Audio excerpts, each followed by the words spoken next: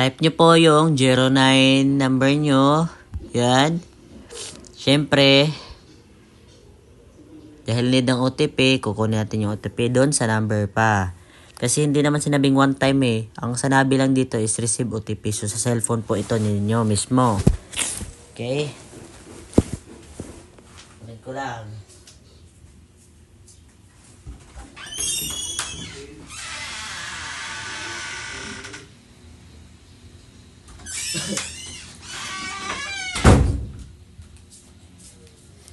Pag one time kasi yung hihingiin, yun na po yung nasa code. Yung sa mismo cellphone ng Google Authenticator.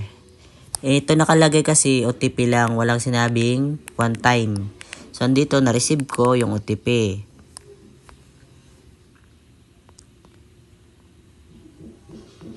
Okay, so login ko lang. Nakalagin ako, nakapasok na ako. Ayan.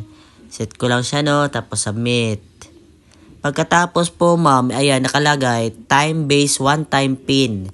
So, yan yung mga example po. Follow mo, install mo yan sa cellphone mo, yung Google Authenticator.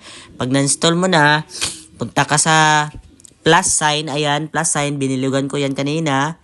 Tapos, kung hindi mo ma-scan yung QR code, ang option to na gagawin mo is, ilalagay mo tong the Paxtec. So, copy mo lang yan. Punta tayo dito sa Authenticator po.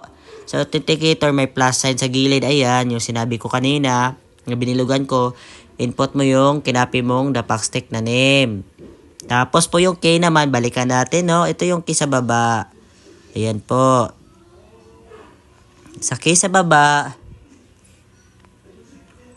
copy mo ulit yan.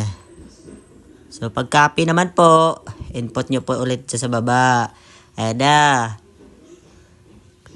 So, kung time-based ka or counter-based, pilihan nyo lang yan. Tapos, lagay lang add. So, yan, dalawa na po siya, ma'am. Okay? So, yung nilagay ko kasi, ito sa isang account ko una. Ito naman yung sa pangalawa sa baba. So, click nyo lang yung ayan, mag-copy na. Tapos, diretso na dito.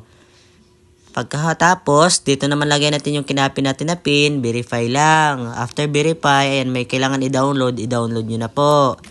Ayan. Pagka-download, pwede rin screenshot. Okay, done na po. So, yan na. Pagka-logout ko ha. Pagka-logout ko po, ayan, login na naman tayo.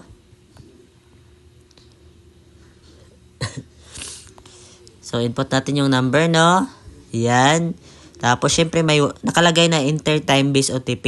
Wala na siyang timer. Kasi yung time-based na yun, dito natin kukunin sa Authenticator.